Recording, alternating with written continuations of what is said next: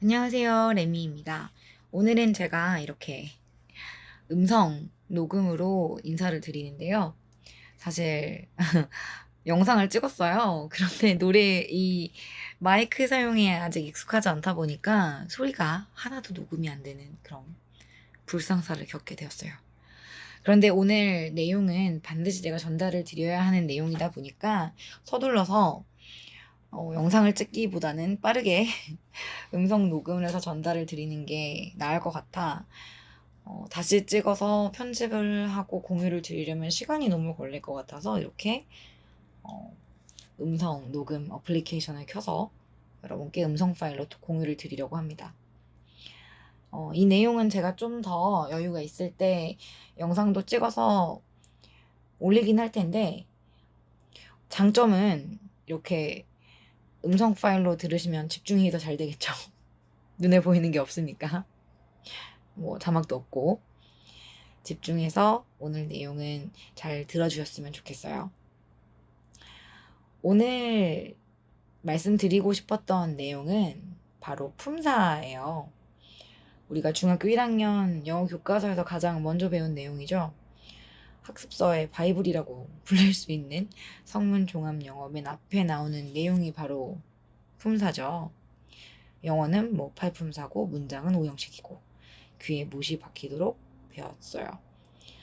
그런데 항상 그렇게 외우기만 했을 뿐 품사란 도대체 뭐고 왜 중요한지, 그래서 왜 배워야 하고 외워야 하는지는 아무도 알려준 적이 없죠.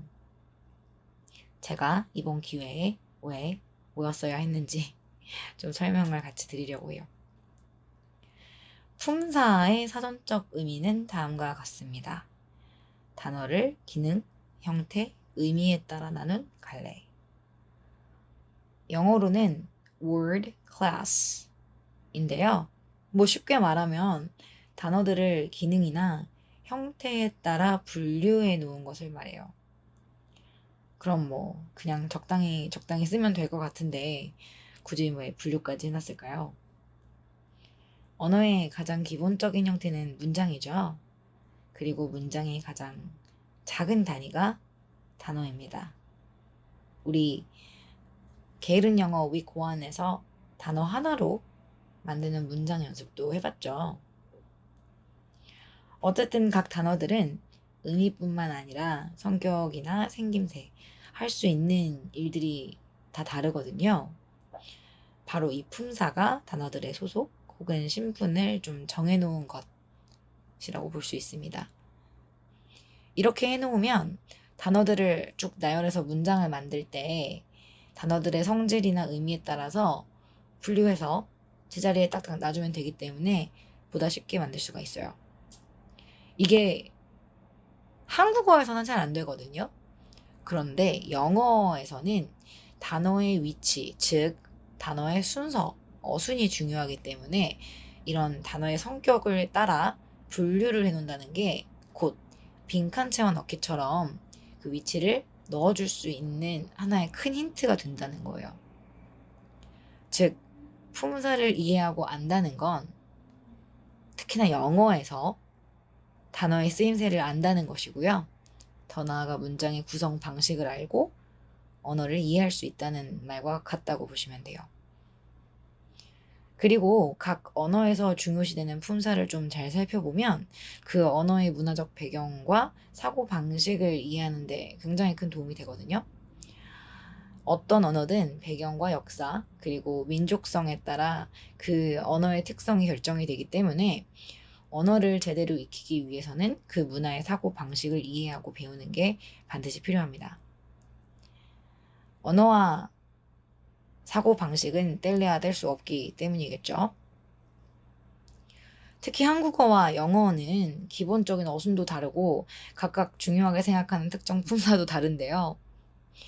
이게 우리는 영어 품사는 굉장히 열심히 배웠는데 한국어 품사에 대해서는 또 잘 배우지 않은 아이러니한 일들이 또 생깁니다. 어쨌든 이 크게 차이가 나는 이유 자체도 기본적인 주변 환경, 문화적 배경부터 한국어와 영어는 매우 큰 차이를 가지고 있기 때문이에요. 대충 예를 들면 영어는 동사를 매우 중요하게 생각을 하죠. 문장의 앞부분에 기준 역할을 하다시피 주어 바로 뒤에 동사가 나오는 형태로 영어는 시작이 됩니다. 그런데 이 이유가 서양 문화 자체가 행동을 중시하는 사냥 문화에서 시작된 언어이기 때문이에요. 사냥과 이제 수렵, 채집을 위주로 먹고 살다 보면 행동이 빨라야 돼요. 저기 이렇게 버팔로가 지나가고 있는데 버팔로구나. 느릿느릿 움직이면 어떨까요? 안 되겠죠? 그리고 혼자서 그 큰 버팔로를 잡지 못할 거예요. 그래서 말을 합니다. 야, 잡아. 중요한 말을 먼저 하고 꾸미는 말은 좀 나중에. 어떤 느낌인지 아시겠죠? 영어는 이렇게 사냥, 수렵, 채집, 문화에서 시작이 된 언어이기 때문에 행동이 굉장히 빨라야 하고요. 사냥으로 하루하루 바쁘게 살아가야 되기 때문에 늘 좀 빠르게 움직여야 하고 행동이 민첩해야 돼요. 그러다 보니까 문장도 약간 동사 위주로 구성을 하는 방식으로 진행이 됩니다. 생각을 하는 습관 자체가 합리적이어야 돼요.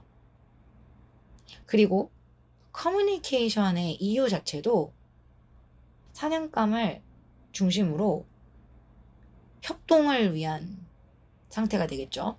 내가 생각하는 것과 너의 생각을 일치시키는 거에 중점을 맞추고 있어요. 그래서 말을 할 때 뭔가 상대방을 좀 위주로 말을 하는 그런 언어 습관을 보여주게 됩니다. 이건 나중에 제가 좀 더 기회가 된다면 자세히 설명드릴 수 있으면 좋을 것 같아요. 중요한 건 중요한 말을 먼저 하는 형태, 효율성, 합리성을 좀 중요하게 생각하는 언어가 영어라는 거예요. 그럼 한국어는요?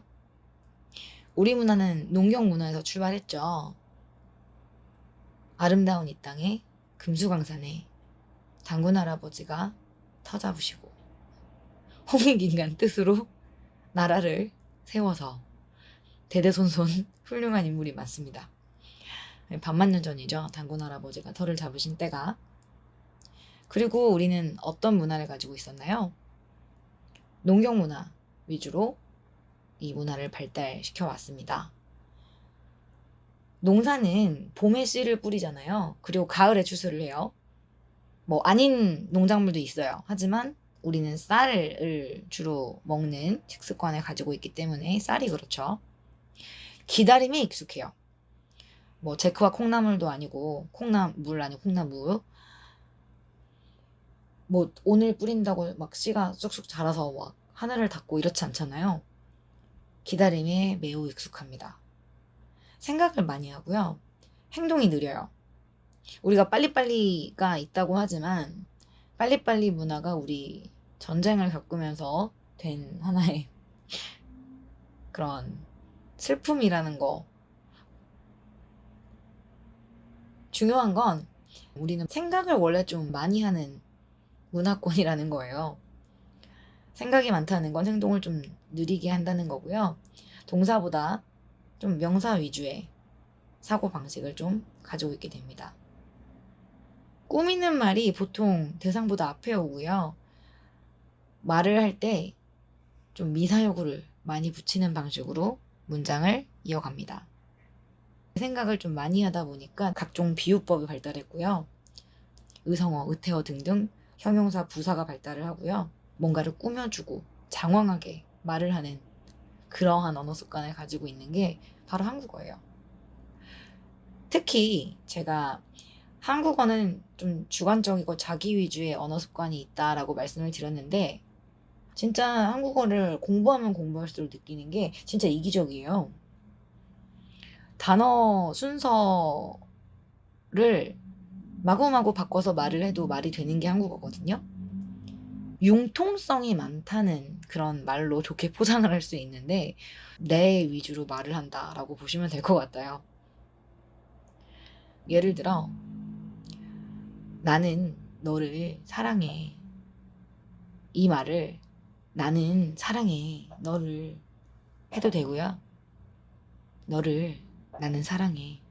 이렇게 해도 됩니다. 그리고 사랑해. 나는 너를. 이렇게 뭐 해도 되죠. 영어에선 이렇게 순서를 바꾸면 큰일 나요. 의미 자체가 달라지기 때문에. 혹은 뭐 문장도 아닌 단어를 몇 개 던지는 것밖에 안 되는 거죠.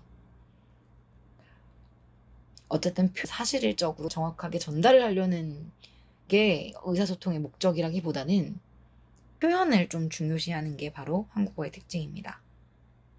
이렇게 영어, 한국어를 비교해서 말씀을 드리면 끝이 없어요.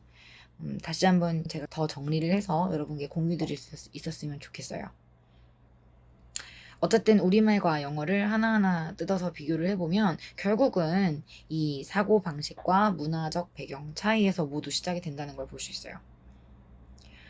한국어와 영어는 아까 품사 차이가 있다 이렇게 말씀을 드렸죠. 영어는 팔품사고요. 국어는 구품사거든요. 이게 8개, 9개 하면 뭐 비슷하잖아요. 실제로 좀 비슷해요. 영어 팔품사 혹시 기억하실까요? 명사가 있고요. 대명사, 동사, 형용사, 부사, 감탄사, 접속사, 전치사 이렇게 있습니다. 국어는요. 명사, 대명사, 동사, 형용사, 부사, 감탄사 여기까지 똑같아요. 그런데 수사, 조사, 관형사 이렇게 3가지가 들어가고 영어에 전치사나 접속사가 없어요. 뭐 명동형부 뭐 이렇게 우리 배우는 품사는 한국어와 영어 모두 있어요. 너무나 성격이 다른 이 두 언어 모두 가지고 있는 품사들이라는 건 두 언어뿐만 아니라 언어라면 가지고 있는 기본적인 품사라는 의미가 되거든요.